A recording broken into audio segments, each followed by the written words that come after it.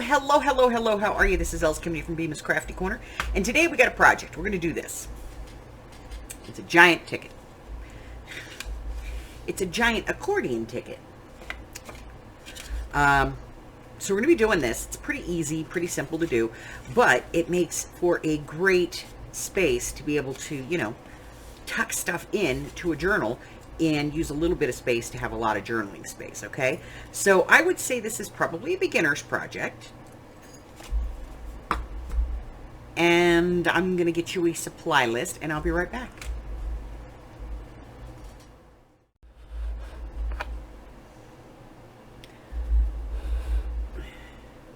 All right, so for this one, we are going to want a paper trimmer, some 8.5 by 11 cardstock. You can do this with 12 by 12 if you want, but you definitely want a neutral color, and you want 65 pound, okay? Some paper to cover, paper, not cardstock, okay? And get that out of the way. And either a corner rounder or a 1/2 inch circle, depending upon whether or not you're going to round the corners or you want to make it look like a ticket. Wing it. It's your choice. So the first thing we're going to do is we're going to take a piece of this and we're going to cut it to 4 inches.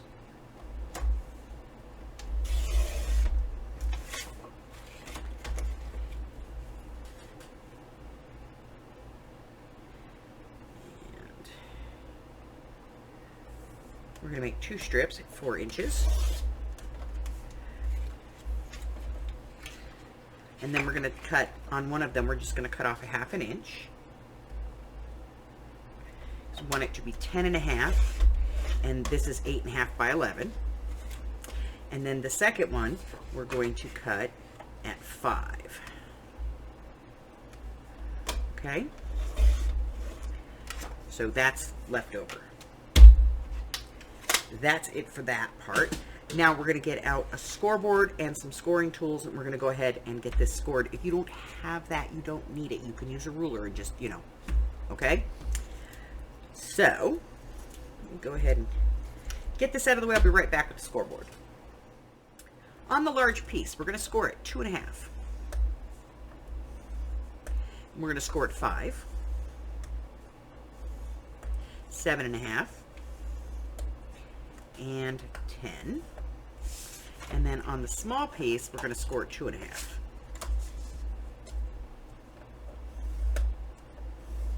Then we're going to turn them over, and we're going to score them again in the other direction. Why are we doing this?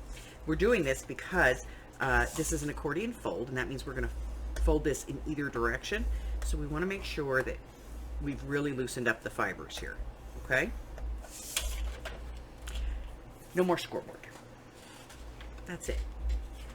All right, so first things first, let's go ahead and fold this one, because that's the easy one. And then we're going to fold this one, and we're going to accordion fold. So we're going to hill and valley this.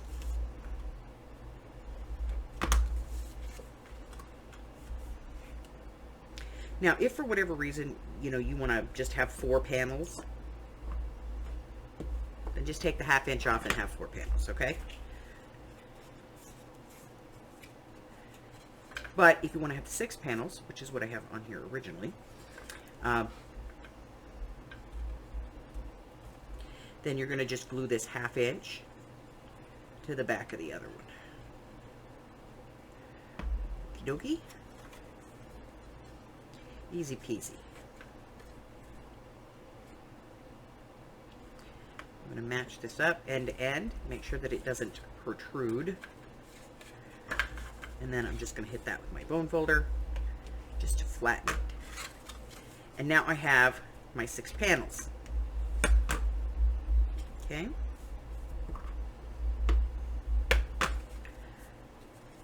So that is the basics. Now I have to decide, do I want to do it in the ticket style, or do I want to do it with rounded corners? If you're going to do it with the corners rounded, you just come in with your corner rounder and just round all your corners, okay? If you want to do a ticket style, then you're going to take your circle and put it on there, and all you're going to do is just put a corner in and pop it out. Put a corner in and pop it out. Okay? Now, only the first one is the one you have to be concerned with. I'll tell you why. Because once you get these done,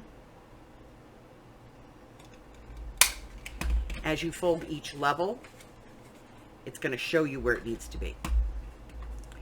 Okay? So you just need to get that first one done. And the rest just kind of falls into place. All right? So I'm going to go ahead and finish cutting these and get them right where I want them. And then when I come back, I will have inked all of this and we'll get started on the next part, which is the mats. Okay? So go ahead and cut your piece however you're going to cut it. Hey man, let me in there. Does not want to let me in. There we go. So go ahead and cut your piece, do your inking, and then when I come back, we will move on to cutting mats, all right? All right, so I will be right back. All right, since I want to actually use paper on this because I'm trying not to over bulk it, I'm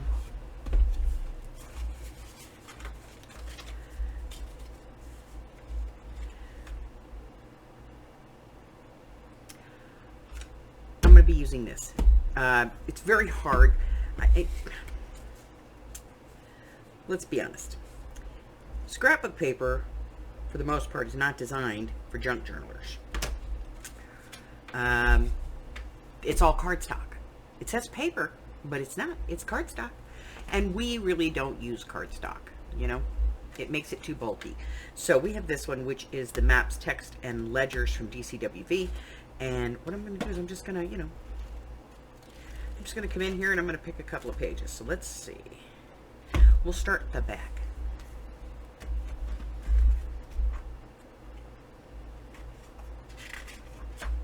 We'll use some of this. Maybe a piece of this.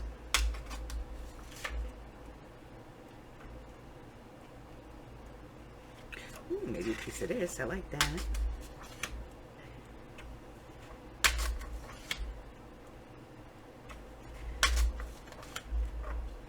All right, that should be enough. All right, so our piece is 4 inches tall and 2.5 inches wide, and we have 1, 2, 3, 4, 5, 6, 12 pieces to cover. Okay, so we are going to want to cut pieces that are 2 1/4 inches wide by 3 3/4 inches tall.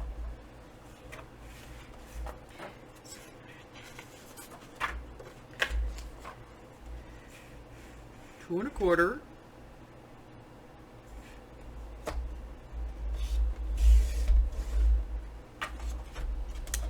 3 3/4 inches.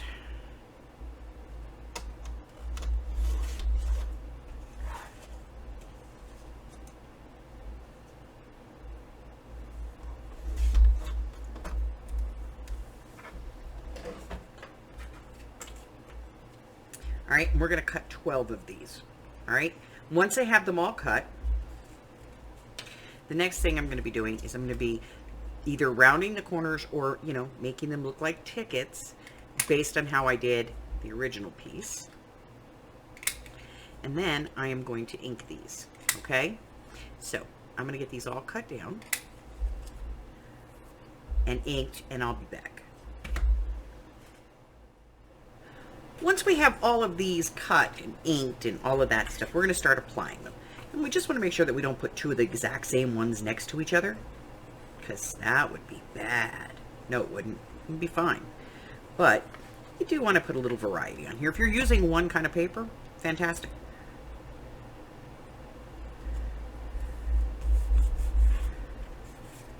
Just make sure that you have them all going in the same direction if your paper is directional. because you don't want to have where you flip the page and the other side is upside down. Okay? So just mind your direction. That writing's going this way, so this writing's going to go this way.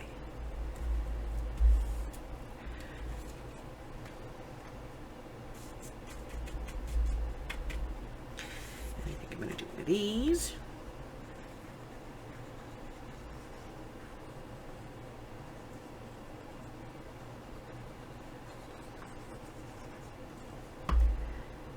Most of my writing is going this way. The primary is going this way, so that's the way it's going to go. And then this one.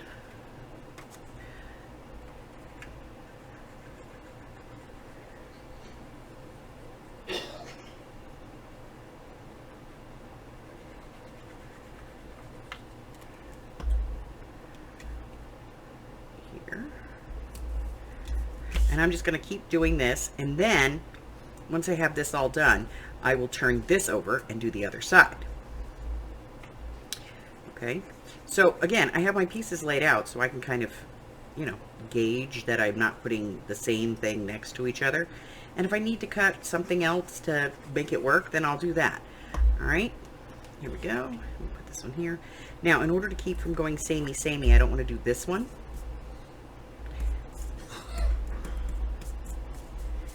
So I'm going to do this one because I don't want it to look like I'm repeating either.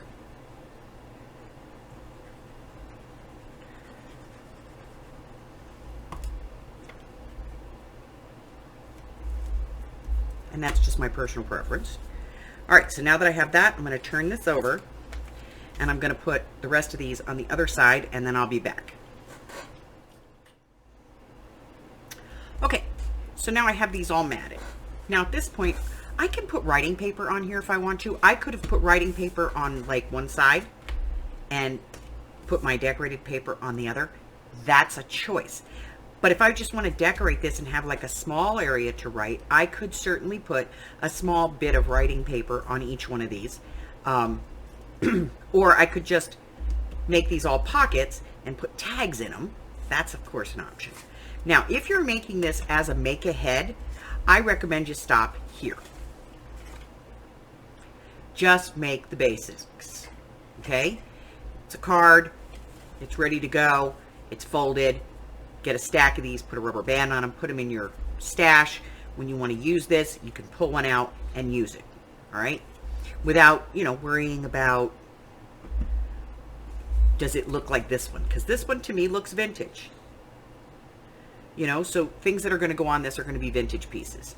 But this one, I can make anything that I want. This is a make-ahead. This is a mass make. There's a difference.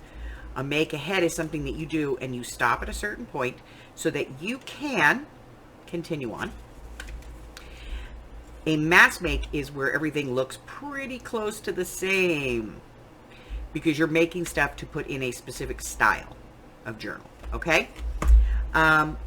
So you could certainly stop at this point. If you're going to go further, you could add paper to the front, maybe add writing paper to the other side. Maybe you only want to put a decorative piece of paper on the front and the back, and everything in between front and back would be writing paper. That is entirely up to you. But that is my quick project for today. To seal this up, you could just put a piece of twine around it. You can just put it in a pocket. That's going to hold it as well. Let me see. Anything else? That's it. Listen, if you're new here and you haven't done so already, hit the button for me and subscribe. Like me, ring my bell. Share me. Why not? Let's see. What else? Oh, yeah. Check out the community tab while you're here, or scoot on over to my Facebook group. There's a link in the description box below. And check out all the fun stuff we got going on over there. Until I see you again, stay well, my friends. Bye-bye.